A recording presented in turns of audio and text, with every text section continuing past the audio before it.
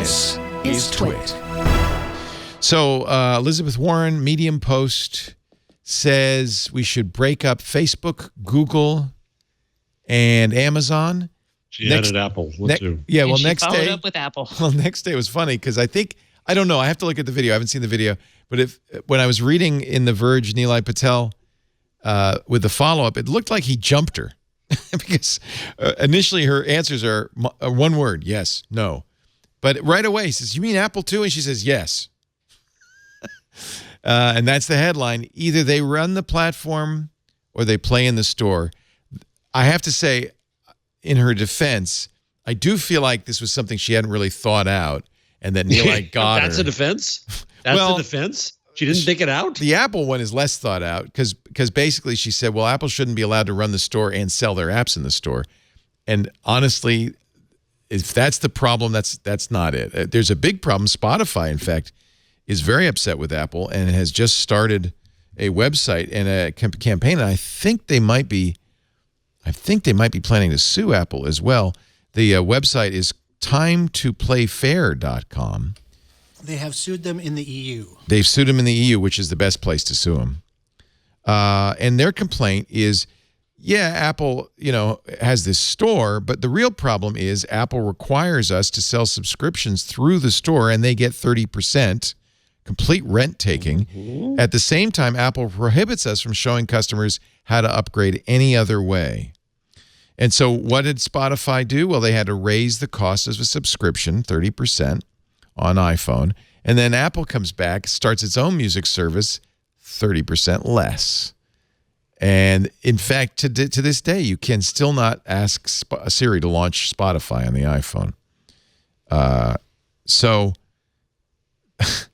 Amazon Movies or Amazon Video Service also has this complaint. This is pretty anti-competitive. In fact, Apple won't work with them on a watch app because Apple has a competing product. If Elizabeth Warren had said this, I'd say right on. I think you're absolutely right. This is absolutely anti-competitive behavior from a monopsony, not a monopoly, but I think it's a monopsony, right? It's the only place you can get apps for iOS devices is Apple's own store. So there are some merit to what she's asking for. Who should we start with? Stacey, we'll start with you. Oh no, don't start with me. Okay. This whole thing. No, Stacey, please. Let's start with Jeff. Would you elaborate? Ugh. I think it was a cynical move to curry favor right now and not thought through. For example, forbidding house brands. Well, tell that to Sears Roebuck and Craftsman. Tell that to Walmart. Any tell that grocery to every store in America. there is, yeah. And that it saves consumers money. And she might as well move to Europe. Because the view of antitrust there is different. There's no and Ben in Stratechery Ben Thompson did a good job of this, saying that what's the law of aggregation, I think he calls it. Mm-hmm. Yeah, that's the point the thing is he that invented. these things. Yeah. Right.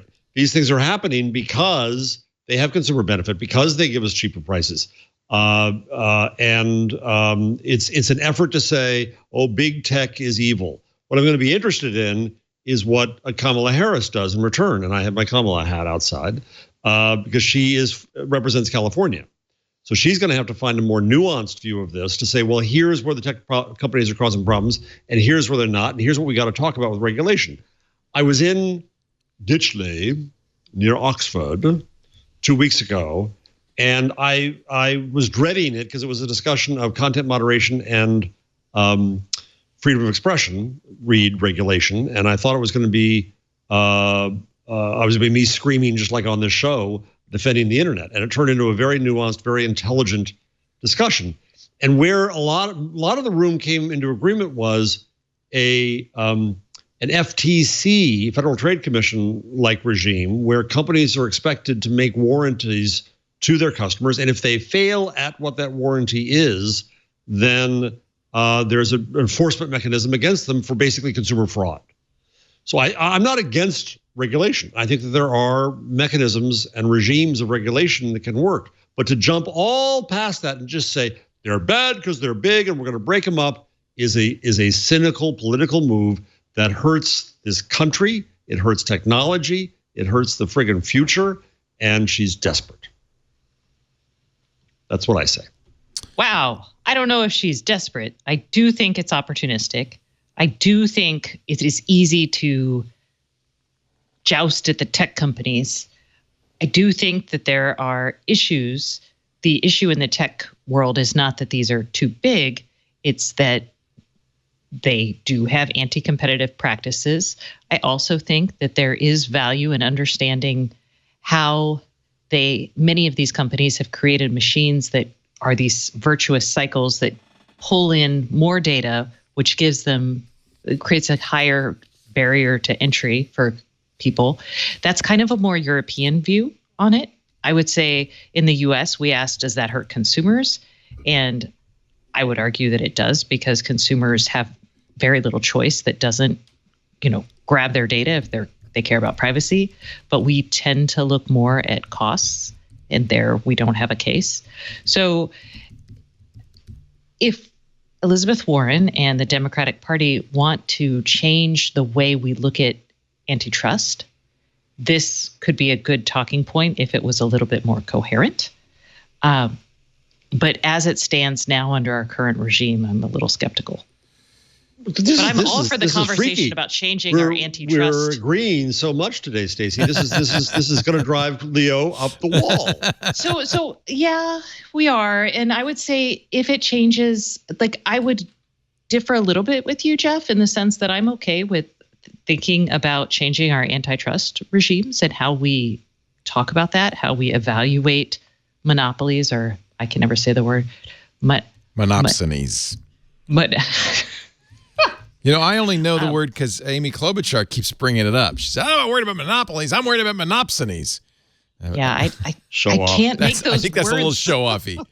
But I do think there is a real question about the aggregation of data and the cycle that it creates for these companies to get bigger and better, and how much of a competitive barrier it pulls up. I would also say that the cool thing about technology is a totally different startup could actually come in, find some random data point or random device that people freaking love, and throw all that down. So that's the question. Can you become a Spotify today? Can you, if you're not Amazon or Google, build an Echo-like device? I don't know if that's possible.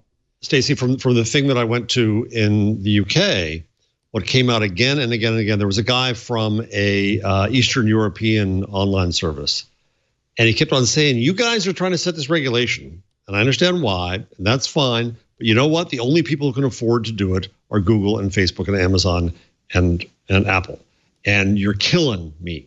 You're absolutely killing me. Articles 11 and 13, GDPR, a lot of these things, they just can't afford to do it. And so the irony here is that in the effort to reduce the power of the big platforms again and again and again, this regulation gives them more power and a competitive advantage over, and a higher barrier to entry over those new upstarts. I would respond, Specialize Jeff, in but conversation stoppers. My largest issue with this, I understand the outrage people have over these big companies. She seems to be focusing on size. In fact, I think at one point she even said if they get to a certain point, they should be broken up in size, which has nothing to do with antitrust law or anything else. Companies in the United States should be allowed to be successful as they want to be, as long as they don't, create anti-competitive environments. As long as there's competition, as long as there's challengers. And right, so you've got to go to the specific acts and the specific harm. Yeah, and that's my fear. Is not just say, oh, they're too big. Something like this is like the pitchforks and the torches. Well, we just got to destroy these guys. That, of course, is not what anybody wants. It would be a horrible detriment to our society. And I'm afraid that this kind of conversation derails a very important conversation, one that's been ongoing here for the last few years, about, well, what should we get how should we regulate these companies? I don't think anybody disagrees these companies need to be reined in, and especially in privacy practices. And I'd really prefer to hear from Warren and all the other candidates specific plans in that regard. What are you going to do about our data? What are you going to do to protect our privacy?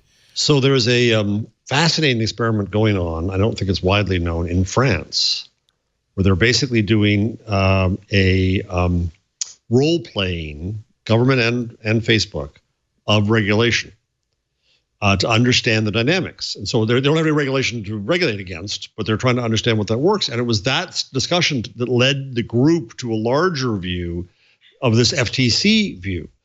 I said at one point, we have to talk about the terms of service, and it's Chatham House rule, so I have to be careful here. But a lawyer from a technology world said, "Well, we don't write terms of service against us; we write them against the users." And I said, "Right, but now you're going to be expected to write terms of service that give the users some warranty of what you're promising to do." That's the level of the discussion I want to see. Is okay, talk about your responsibility, talk about what you guarantee, say what you don't guarantee. Let us argue about that, make that public, and then we're going to hold your feet to the fire for that. I'm all for that. And then that allows Facebook to have one term of service and Reddit to have another one and 4chan to have another one and Apple to have another one. As well they should. There are different companies with different relationships with their publics, and you, Leo, can choose to reject them all. But then you know what you're rejecting better. Yeah. Mike Masnick writes, I think, in a very level-headed way. Again, none of this is to say we shouldn't be concerned about big internet companies with too much power. It's a perfectly reasonable concern. But just because you want to do something, and this is something, doesn't mean that it's the something we should do. The way to attack the positions of these big internet companies is to enable more competition, and you do that by encouraging alternatives in the marketplace. He's concerned about platforms, this idea of creating platforms out of them and forcing them to divest. He also points out that, this is really Congress's job, not the president's job, and Congress is never going to agree to do something this dramatic. I mean, there's all sorts of problems with it. So, in fact, even in the logic of it, he points out that she starts with this paragraph. 25 years ago, Facebook, Google, and Amazon didn't exist.